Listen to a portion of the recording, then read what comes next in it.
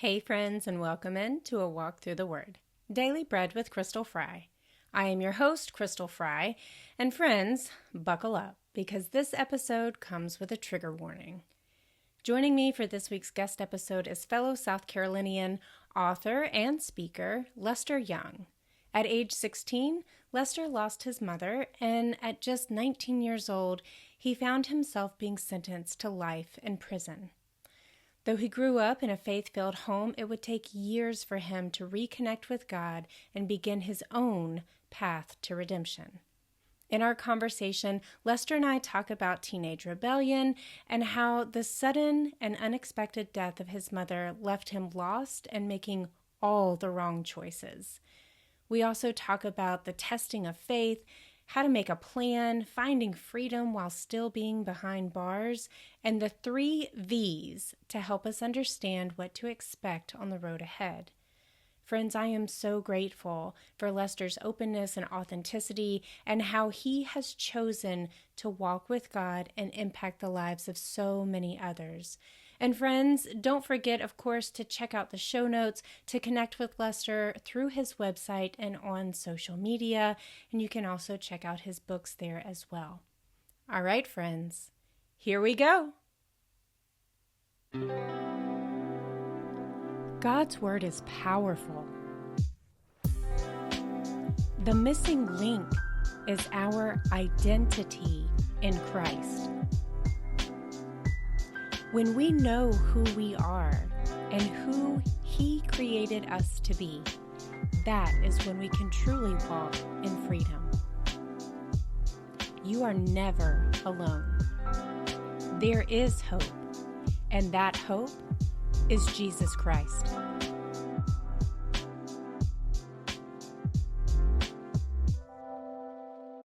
Lester, thank you so much for joining us on the show today. It is an absolute pleasure to have you here. It's always nice when a fellow South Carolinian can, when we can get on and chat together.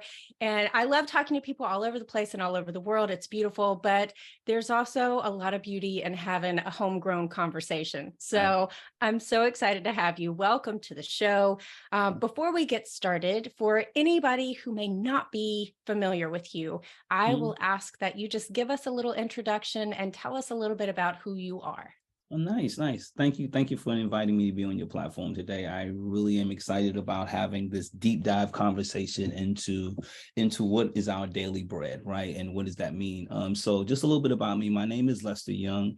I'm a father, a husband, a brother, a son, someone who sees now the value in family and why family is first when it comes down to who you are and why we are attached. It took me a long time to realize that, to be honest with you. Growing up, I was a wayward kid who lost his mother at 16 years old, which traumatized me in a lot of ways. And it took me, unfortunately, being in a bad situation in life to realize that a lot of my decision making and waywardness was as a result of me not processing the trauma and the guilt that I experienced. So today, I'm a man now that understands that you have to process the things that have harmed you, so that you don't harm other people. So I love that so much. This is, friends, you guys know I always tell you it's going to be such a good conversation, but this is really going to be a good conversation. Like, I mean it every time. And this time is no different, especially some of the things that we're going to dig into. Friends, I want to go ahead and let you know right now.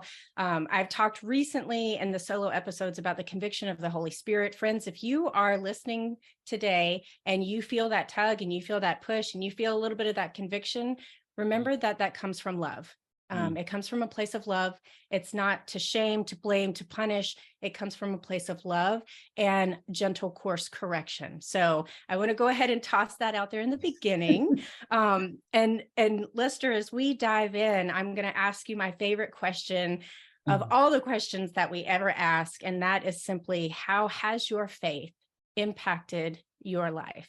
A great question. As I mentioned to you earlier, is that for me, when I look back at growing up and with my parents, my father and my mother has always been people of faith. We always had gospel music playing in the background on Sundays, my dad calling me and my sisters uh, early on a Sunday morning. We'd stay up all night Saturday night not to go to Sunday school. And my dad, back then they had the phones that rung. We didn't have cell phones. So my dad we had the wall phone, and he would call about 7 o'clock in the morning because he had to go to work and for a couple hours in the morning. And he'll call us like 7 o'clock and let that phone ring. I didn't realize a phone would ring 100 times just to wake us up to tell us it's time to go to Sunday school, right? So I've always been raised with the belief in God and understanding that spirituality, faith is essential in who we are as people. As I mentioned too, like losing my mom's was really a test of my faith. I lost my mother when I was 16 years old, and I tell people that the loss of my mother was the thing that pushed me down the wrong road. And what I mean by that is, like, me and my mom's had a disagreement the night before she transitioned. And I did not have an opportunity to go back and apologize to my mom's. I was a 16-year-old teenage boy that was stubborn, that was, looking for attention and wanted his mother attention. And at this particular day, she wasn't able to give me that because she was sick, and I didn't realize how sick she was. So I stumped out of the house, not washing the dishes and stuff like that. Came back home. She told my pops that I disrespected her. I got disciplined for that, and I went to bed that night not eating dinner, not telling her good night, and woke up that next morning. My father was like, "Hey, son, could you stay home with your mom's because she's not feeling well? I'm going to come back from work and take her to the hospital." I was like, "No, I'm not." I said I got a big test in school, which I was not being truthful. So my sister, she ended up staying with my mother, and about 3 hours into us leaving the home to go to school, one of our relatives picked us up and told us that our mother had transitioned. So from 16 to about 20 something years old, I found myself in this place where I actually ran away from faith. I didn't believe that God existed. I was mad at God for a long time. And then 4 months after her death, I found myself being arrested for possession of crack cocaine, selling in school. And that was, when I look back at it now, it was not about some financial mean. It was just me rebelling. I was rebelling, and it was something that was immediate in my environment. I gravitated to it just to seek attention. And I got the wrong attention and ended up finding myself being arrested, facing 25 years at the age of 17 years old. My father was able to hire me a pretty decent attorney that I ended up getting a 90-day sharp probation, a military boot camp sentence, a youth offender sentence. And again, my faith, I still had this thing about God didn't exist. Why would you take my mom's away, etc. And then unfortunately, that led me to now at 19 years old, standing before a judge and sentenced to life in prison for killing someone over a drug dispute. So all of that was the beginning of me discovering faith again and finding who I am as a person and how God saw me and how God wanted to guide me in my journey of life. But it took all of those dark places to put me in a situation. And then unfortunately, like I said, someone died as a result of that decision, my behavior choices, and I found myself in prison. My dad coming up and now reading the scriptures to me. He was a big Psalms person, like, son, read Psalms 23, Psalms 54, Psalms 190, reading these Psalms to give me the spiritual strength. And I rebelled it again. So faith has always been there, and we'll go deeper into that. But that was just to show how my poor decision pushed me into this dark place, in this corner where I could not run from God anymore. And this is when God started speaking to me in the depths of, I call it the hole of incarceration. God, this is where I built that relationship with God in the most intimate way possible. Lester, I have to tell you, there's so many. I'm over here like scribbling my little notes because as you were talking, there's so many different things that really touched me, and just sharing that, I know, very truncated version of your story. Mm-hmm. And one of the things is, how often in life, and while my story is not the same as yours, I do definitely resonate with the running from God. I too grew up with church. We went to Sunday school, we went to church, all the things. I remember vividly walking down the aisle to give my life to Christ when I was 8 years old. Like I don't remember anything else about that day, but I remember being picked up and led down the aisle. Like it was Yeah. a completely supernatural thing. Mm. And yet then I became a teenager, and, there were hormones, and I grew up with a single mom. My parents divorced when I was 2. I didn't see my Mm. dad very often. There's a ton of stuff that happens when, fathers are absent from their daughters and their sons. Mhm. I didn't know that at the time. Yeah. That wasn't something anybody talked about. We're talking 30 years ago. Nobody talked about that stuff back then. Mhm. And I spent so much time, again, seeking attention. Mhm. My mom worked 2 jobs. My dad remarried and had another family, several hours away. There was all this, like, where's everyone for me? Mhm. Like, and that attention seeking behavior led me into places that I had no business being. Mhm. Um, I never found myself in a place where I was so angry with God that I believed he didn't exist. Mm. But I do remember multiple times running from him, Yeah. again, feeling the conviction of the Holy Spirit and being like, you know what, whatever, like you're, like whatever. Right. Yeah. Yeah. And when you were talking about, losing your mom and the circumstances, like my heart breaks. I have 2 sons, Mhm. and one is 21 years old and one is 15. So I Mhm. have a son right now who is, close to the age that you were when Mhm. things really kind of started to go dark. And I can't imagine the heartbreak and the shame and the pain and the guilt, Mhm. as you walk out the door and you're like, no, whatever, mom, just, Yeah. Yeah. and then for not to have the opportunity to reconcile with her. Mhm. So in that, you told us that led you further down a path of rebellion. Mhm. And I want to kind of unpack that a little bit for 2 things. Like, one, I want our listeners to be able to maybe identify some rebellion behaviors or some rebellion thoughts in their Yeah. own lives, because I know even sometimes I catch myself where I'm like, "Ooh, Crystal, come on." Yeah. Yeah. Yeah. But also too, for any of our parents who may be listening, what can they look for? What are the, not warning signs, but you know what I'm saying? Yeah, I think that, for me, like when I look now back, in hindsight is always 2020. You can always get an Yes. opportunity to look back and see what needs to be done or what could have been done differently. I think for me, like it was just really having that relationship where you can communicate with your parents. My father at the time, my father lived in, I was raised in the house with 2 parents, but my father came from that era or that time where he was more of an introvert versus an extrovert communicating with his family. Even after the death of our mother and his wife, we never communicated.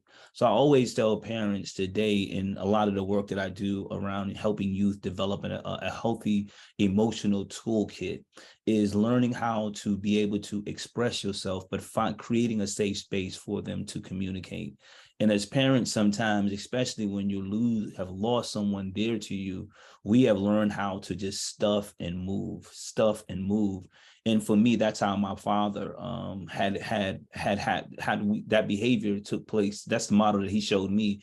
As a son, we never really sat down. Even in my rebellious times in school, it was never like, let's have a talk about this. It was, let me discipline you, and hopefully by disciplining you it would change. And I always tell people, like, now it's like we always got to know that there's this thing called the iceberg effect. Like, we always have a tendency, we are trained and conditioned to always look to the tip, which is a behavior response, but never to the beneath the surface. So when parents now see their children and experience some form of trauma, don't think that they're okay. like create that safe space in your home, wherever it is. Find a safe space, find someone that they can confide in, to communicate and to be able to express. And for me, at 16 years old, I didn't have the words or to express the emotion of how I felt. I didn't even know what grief really meant until I was sitting inside of a prison going through this program called hospice.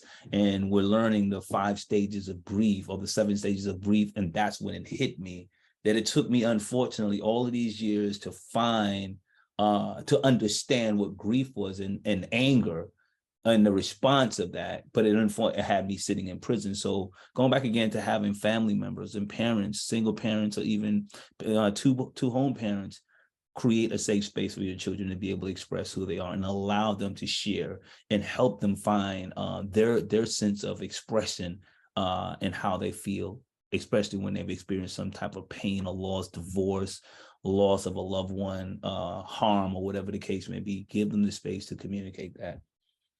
Absolutely. I totally and completely agree with you. Again, and I think, it's wonderful that we are able to turn around and teach lessons that we learned the hard way, but man, wouldn't it have been awesome if somebody had been there to teach us? Yeah, I mean, and that's the thing, like, going back again to my lived experience as someone who experienced incarceration at the age of 17, and then 18 months later, I'm now sitting in prison with a life sentence with a 3% chance of ever being free. I remember sitting in a juvenile facility, and I'm like, man, no one never asked me the question, what happened? Yeah. Like, my mother died in March. Actually, the next couple of days will be her 35th death anniversary. But no one ever asked me the question. Like 4 months after that, I was now arrested in September, somewhere around September, for possession of crack cocaine. And no one said, hey, man, like, bro, like, what What's happened? going on? Yeah. So then I got sentenced to this boot camp, and the correctional officers and staff never asked a question. It was like, how many push-ups you can do? It's just that type of regimen. So that's why I'm like really passionate now when I go back into the Department of Juvenile Justice and I work with young people. I always say, now, if I'm going to give you what I wish someone would have gave me at your age, and that is, I see you and I respect you, meaning I see you, I see your pain, and I respect you. And that respect means we can now create some type of communication, a dialogue to talk about this. Because in prison at 17, even at 19, most people did not see me. They only saw the action, not the core and the reason why, because that's not how we're trained to think and deal with problems with young people, even as adults. So that's like you said, now for me, I'm using my lived experience with the platforms that I have and the platforms that I get on, is to use my lived experience to say, these are the things that I wish I would have known at 17. Unfortunately, I didn't know them, but now I can give it to another 17, 15-year-old young person, these particular important, valuable lessons that I've learned, so that may prevent them from going through the experience in which I experienced at a very young age. And as I said, unfortunately, spending the majority of my life inside of a prison as a result of an action that was not able to express it in the healthiest way. Absolutely. And, one of the things that we get stuck on sometimes, I think, is just what you said. We don't see the person, whether it's another adult, whether it's your child, whether it's, whomever, whether it's someone you don't know, whether you're watching the news, but we don't see the person. We only see the problem. We only see the action or the behavior. And I'm so glad that you brought that up, because I don't know where I picked that up, but that was actually one thing I turned to my kids with, was looking at them and saying, listen, I'm not going to sit here and say, like, well, you're a bad boy, right? Like that whole, like, you are, they are not. God doesn't look at us when we sin and say, you're a bad boy, you're a bad girl, like you are, whatever. What he says is, I love you. I don't like what you did. Yeah. But I love you. And in coming into the space where we can develop our skill set as we communicate with others, to say, I see you, I see you and I respect you. You are a fellow human being. Like you're a fellow creation of God. Mm-hmm. I see you. And I also see that you're struggling with something. Mm-hmm. And I want to let you know that I'm here. Yeah. And sometimes that's all it takes. And again, like Absolutely. I've I'm not an expert. Lord knows I'm not an expert. But one of the things, like, again, we try to teach from our lived experience. When I Yeah. was in high school, I didn't have anyone to talk to. Mm-hmm. My sister, we had my sister and we had my nephew, and my mom was working 2 jobs, and like all the things. And like even my friends, we were into getting into trouble Yeah. and not getting caught. And Mm-hmm. we weren't into talking about our feelings or why we felt like we needed to go do this, why we needed to go out and find older people who would buy us alcohol, or all Lord help us, all the things. No one ever sat down and said, why do you think you need to do that? Yeah. you That's know like, why are you doing that? we need more empathy and to show you how this one thing, I see you and I respect you. I created that statement because here it is, after like I got sentenced to life in prison. The judge is like, Lester Young Jr., you're sentenced to the Department of Correction to life with a possibility of parole in 20 years. And I remember leading up to that time, I remember I started back praying to God.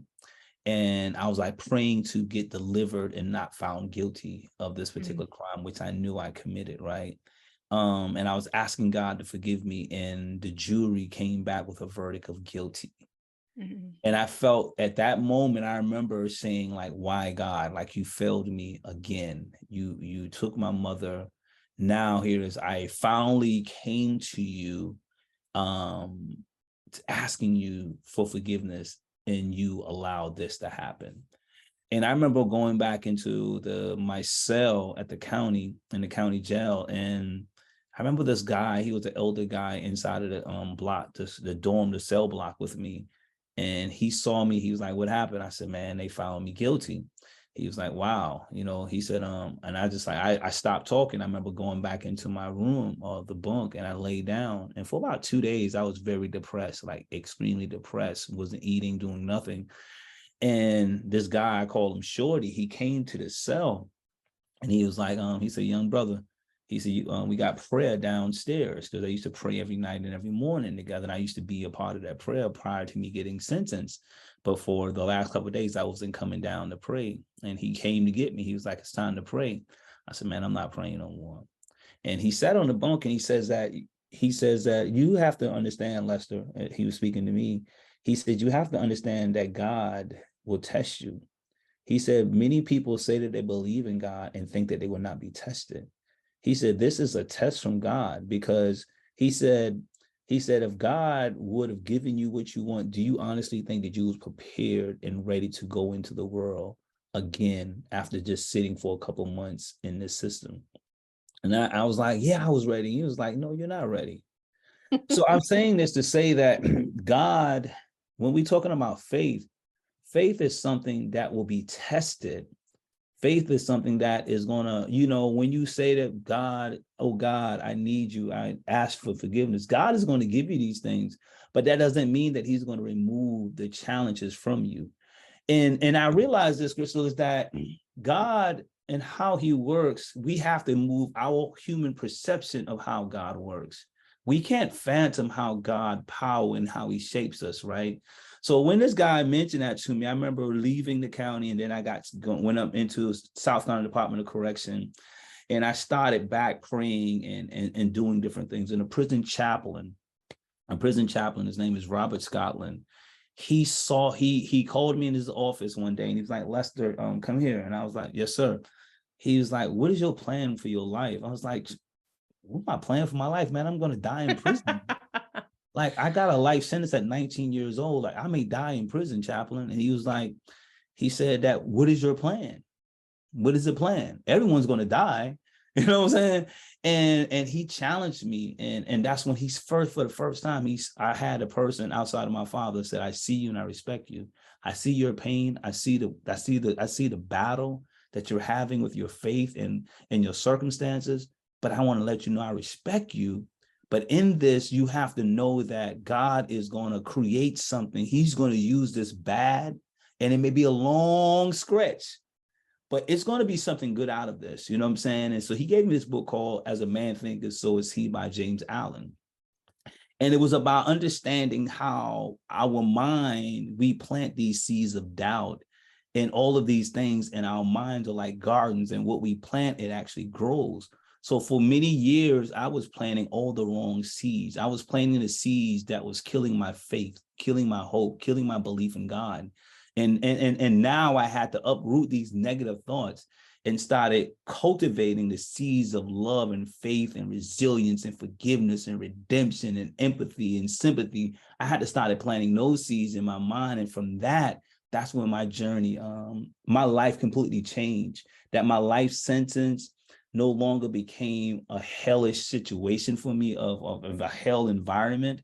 It became a place of redemption. That's why my organization is called Path to Redemption, because when I started understanding God had a greater plan, I was now on my path to redemption through my faith and my hope and my belief in God, put me on a path to redemption. So here it is. Now my life sentence no longer became a life sentence, but rather my path to redemption. And that's how I live my life. Throughout my 22 years of incarceration before I was released on parole, I lived not as a person who was given life, but I lived my life as a person on his path to redemption through faith and through forgiveness and through God's word. And that's how my life completely changed. I love that so much. I love a lot of things about what you just said. Thank you for, again, just like reiterating that when we are people of faith, whether we stray, whether we dig down deep, whether we spend all of our waking hours in God's word, that doesn't prevent battles, that doesn't prevent trials, that doesn't prevent challenges and things that are going to happen, that doesn't prevent testing of our faith. Exactly. And I think sometimes people get a misconception that, okay, well, if I follow Jesus, if I give my life to Christ, then everything's going to be like sunshine and rainbows. Like, friends, it's not. You definitely will have, that joy and that peace that passes all understanding, which is beautiful, which is a gift. But let me tell you what, you're going to need, you get that because you're going to need it. And too, I like, this is the thing that I tell people today, like going back again, is if you say you believe in God, know that you're going to be tested by God. Yeah. And I don't like how some people use and say, your life will be better if you come over on this side of faith, without giving the reality that your life may be better, but you're going to have to go through the furnace to get to that part of your life. So it's defining what better is. Yeah. It's understand, helping people clarify that. Let's clarify that. But most people who are young in faith and they're in that turmoil, they just want relief, like immediate relief. And I remember I wanted immediate relief out of a prison, out of my physical prison. I wanted relief, like I want it now. Like if you tell me that God is going to get me out of here, I'm going to God today and I'm going to beg God. And if it says, tell the truth, seek the truth, and it should set you free, I'm going to tell you, God, this is what I've done now, set me free. But not realizing that that's not how it works. It's not about setting you free from the physical situation. I was set free. I tell people now that before I was paroled out of a prison, God freed me of my own prison, of my iniquities and the sins that led me to the physical prison. So here it is. Now I'm sitting and walking in prison. I found my purpose. I found redemption. I found faith. So now my prison was now transformed. Like I no longer saw the place as punishment. Even though I was still in the physical walls of the prison, God gave me a level of freedom and redemption that made my situation a little easier, right? Like most people would see me, they're like, man, why are you smiling? Why are you're going to possibly die in prison? I used to like tell them that that's not the case. God has a greater plan for me. My plan now is this. And through all of that, Crystal, it's just like God put me in a place where I was not only able to find my own path of redemption, I was able to find the redemption for others, help others define what their redemption is. It's almost like Joseph in the Bible, like you were cast into this prison, and that prison was part of your purpose, and you started using your gift to start educating and inspiring other people. So that's how I saw that. So when I look at the story of the prophets, they were all men who went through something harsh, but in that birth purpose, the liberation, I mean, it just birthed so many things for people, right? And that's what it is. And I think that, and I say this, is that my faith also put me in a position to atone for my crime. I no longer hold the victimization mindset. I hold a mindset of ownership for the action in which I did. And I remember this, Crystal. I remember praying, right? I remember I was sitting in this cell, and I was going through, I was fasting, I was praying, and I still felt like I wasn't going nowhere. I don't know if your audience I felt like Yeah. I felt like I was not growing. I'm like, something is missing. I'm doing all of these things, these ritualistic things that it says that helps you grow and feel spiritual, right? And I remember God was like, you have to forgive. You have not only asked me to forgive you, you have to understand the power of forgiveness.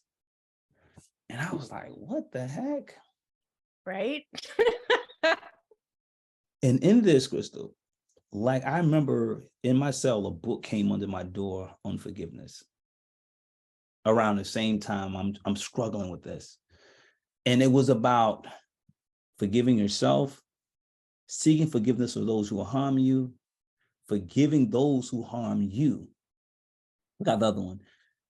And I remember, like, who do I need? I had so much malice and hate in my heart for people who have hurt me, that here it is, I'm asked, it was easy to say, God, forgive me, but I was still carrying a lot of it in my heart that I was not willing to forgive someone else. Yes. And then I realized that part of that forgiveness was to forgive others who literally hurt me. I had to forgive myself. And then the hardest thing was I had to go and ask the people who I harmed to forgive me. And knowing that the harm that I may have caused them, they may never forgive me. And it may be rejection, it may be harsh. And going back into my victim, his family, I had to seek forgiveness from them. I had to seek forgiveness from the person who I killed. So I'm in this prison cell, literally at middle of the night, 1 o'clock at night, crying in a fetus position, asking God these things. And God says that I have forgiven you, but you have to ask the person you have harmed to forgive you. And I'm like, how? And for years, I did not want to mention this person's name. But in this moment of redemption and communion with God, he was like, you need to ask him. Mm. You have to take ownership for that. And I remember asking, his name is Gary. You know, I mentioned that out of honor for who he is and who he was and who he is to this day. And I remember asking, saying, Gary, would you forgive me? And it was an emotional time, because here it is, I'm in this cell and I have to speak to this person's spirit. And this is something that God led me to do. And I remember speaking to him, and I felt like in that moment, like me and Gary was in this cell, and we had, for the first time in years, two souls came together and we made a pact. And I felt in that moment that there was forgiveness. But I remember saying and whispering to Gary's spirit that I will honor your life by doing the right thing for the rest of my life. And in that moment, that's when, again, there was that pivot shift, that my faith now has been defined by practicality examples, that yes, you are going to be tested, but these are the things that you can do now that can free you, even though if they say that you've been sentenced to life, God has the final say so, but God is going to allow you to go through this furnace to become a completely different person.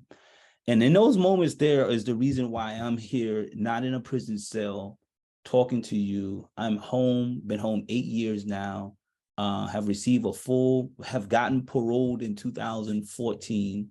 God blessed me 2020 to get a full pardon by the state of South Carolina. Have made amends with the family of the person, Gary's family, where that relationship is not a relationship of hostility and anger, but it's a for the most part, it's an understanding of faith and forgiveness. So I just wanted to share that's when we talk about faith, that it took me 22 years of walking in prison, but God was shaping and molding me in that furnace of hardship and testing my faith day by day. But each of these tests I was able to like break off or shed shed the things that was holding me from living a life of redemption. I'm so grateful that you are so willing to be open and honest and transparent and really understanding how it is that God intends to use your experiences to reach out, to help, to touch other people. And one of the things that is so important that you said, you talked about, you may have been in a physical prison, but God released you from your own prison, like your own prison.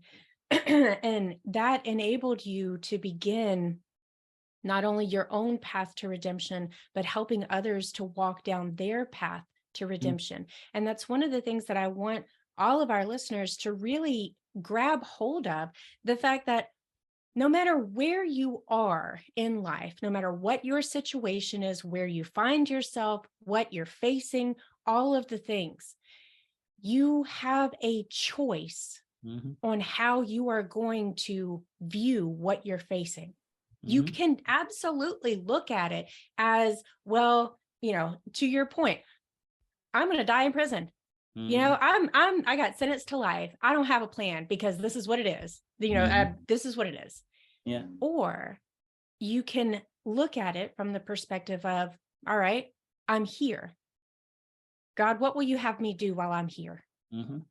And that is, listen, I understand that's a tough thing to do. And it's a tough pill to swallow, especially when you have taken on the mindset over many years of blaming others, other people, circumstances, God, all the things for where you find yourself.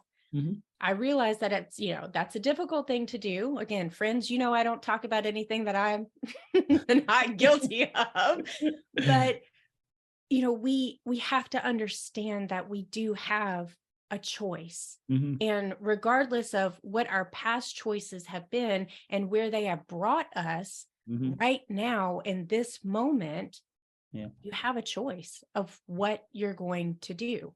And so I'm so grateful that you bring that up, because, a lot of people might sit in their desk job and be like, oh, I hate my job, like friends. If you don't like your job, quit. Find something else. Like, you have a choice, you have options.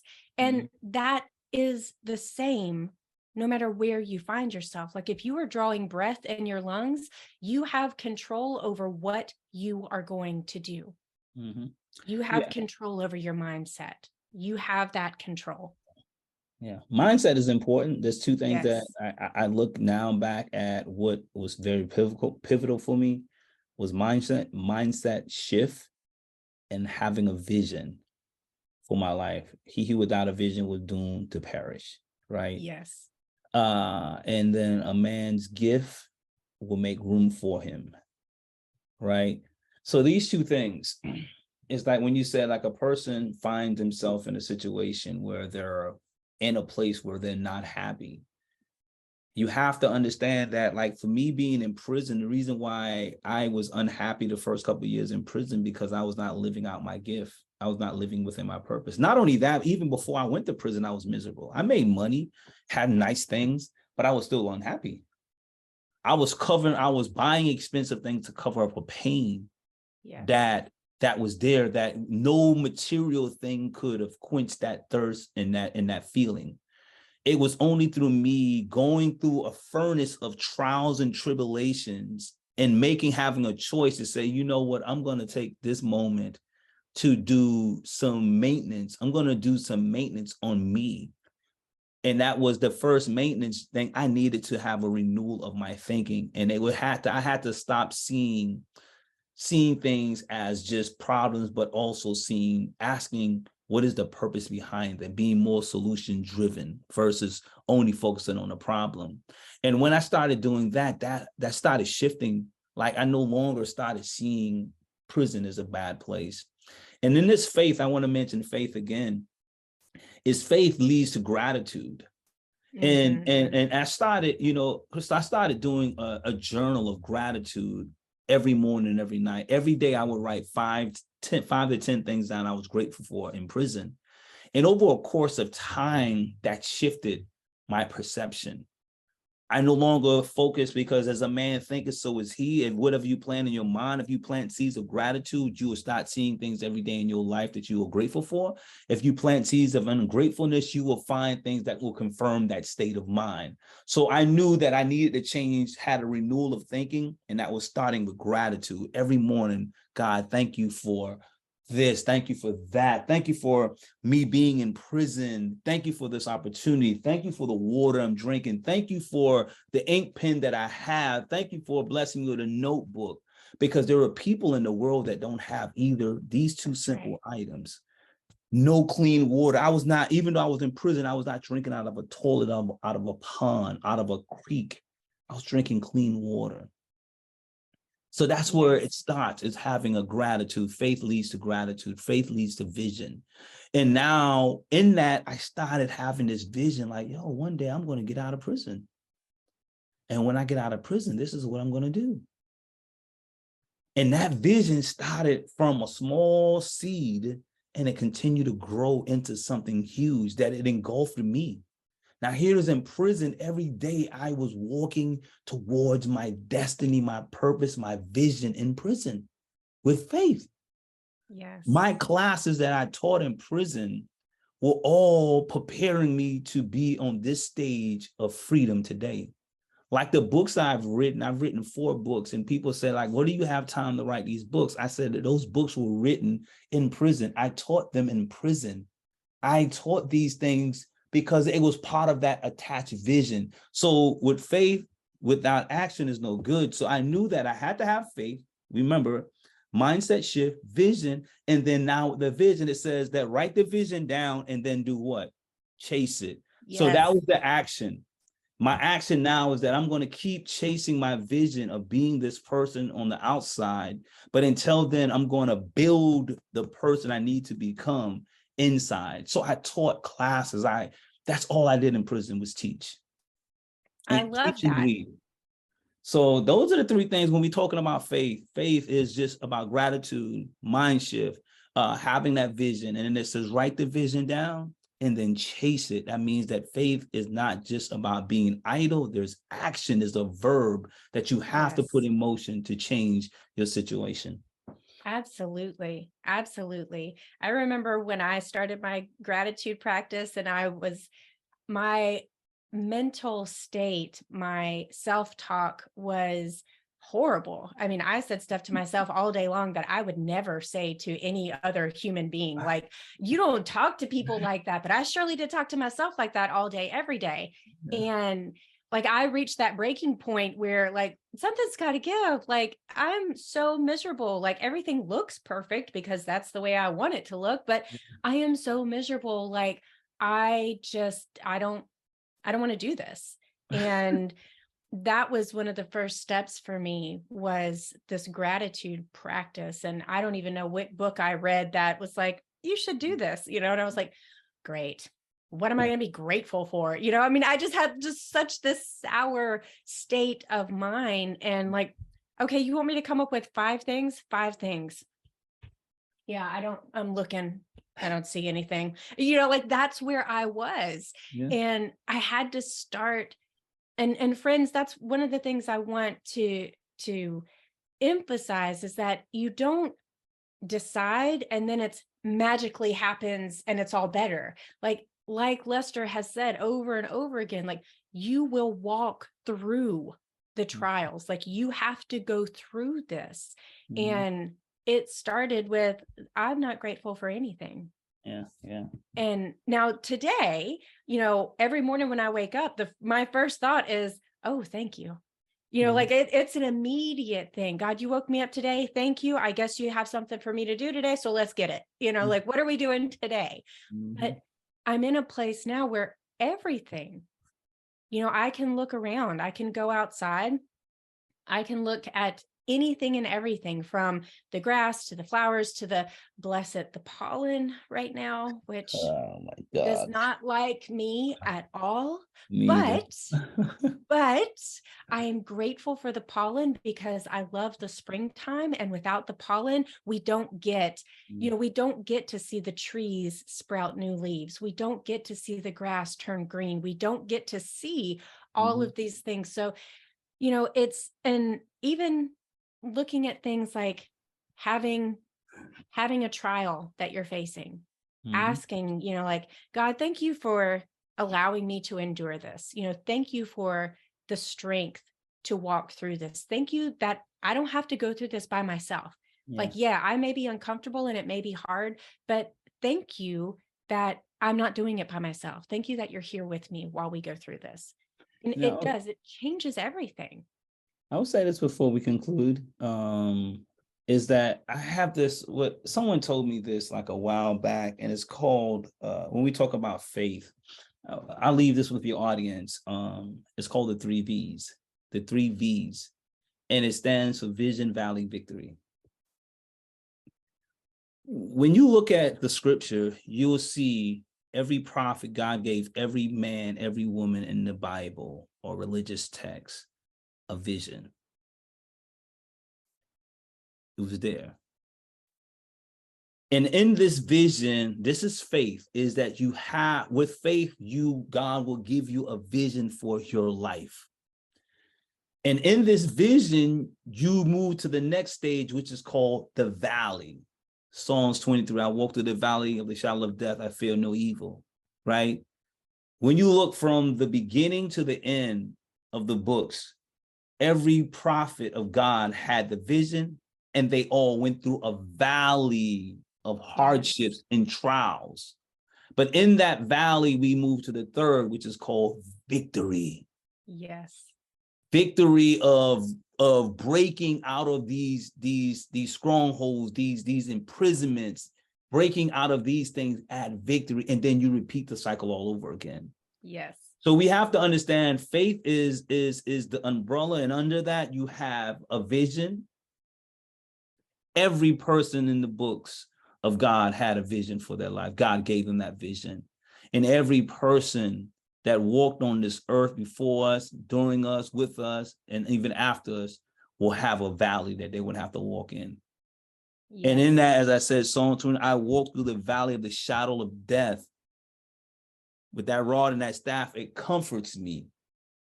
Right? Guides me and comforts me. Yes. Right. So that's just to let us know as we go through the valleys of life, that's ups and downs, challenges, bankruptcy, poverty, not being able to bills, bill collectors, divorce, death, challenges, addictions, incarceration. That's a valley.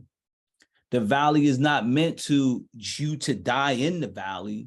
The valley is only to build you for the victory so that you can be appreciative of the valley, of the victories. As they said that with no testing, with no trials and tribulation, there's no testimony.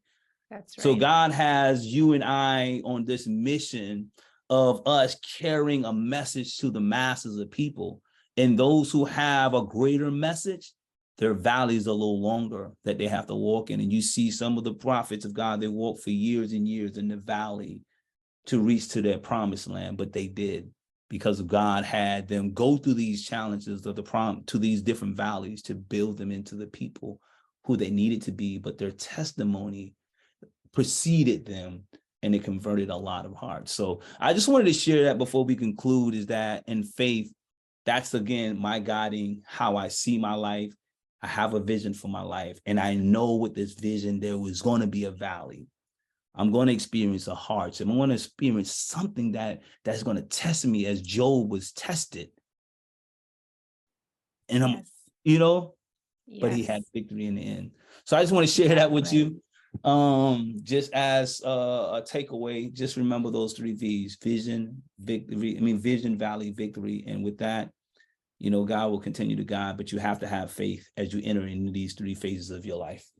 Absolutely. Well, Lester, I can't tell you how much of a pleasure this has been, just our conversation. I can't wait to do it again. We definitely will have to go grab coffee or lunch and You're in South Carolina, talk more. I know, right? Like we're neighbors, you know, like we're close enough. We could definitely get this done. But thank you so much for your time. Thank you so much for sharing with us. And I'm so grateful for the opportunity. And I'm so grateful for how many people are going to hear this and hopefully get a new perspective. At the very least, get a new perspective. So thank you so much. Thank you. And continue to just do what you do and continue to spread the positivity, because as it says, it's not how many people show up in the audience, is that the message, that the seed that you sow will continue to vibrate through the lives to those you would never get a chance to meet.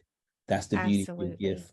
Right. So continue to use your gift, your platform to inspire. Don't worry about anything else. Continue to stay your course. And that's faith. Stay the course with the vision that God has given you. And you would reap the harvest in this life or the next life. But know that you're making a difference. Okay. Amen to that. You be blessed. You too. Hey friend, thank you so much for joining me on the show today. It's my pleasure as always to be here with you. If what you listened to today resonated with you, if you enjoyed listening to the show, do me a favor. Go ahead and like and subscribe to this podcast and leave a review. Those reviews are so helpful. I can't even tell you how much I appreciate each and every single one of them. And go ahead and share this episode out with a friend. Invite them along for a walk through the Word, and let's enjoy that daily bread together. See you tomorrow.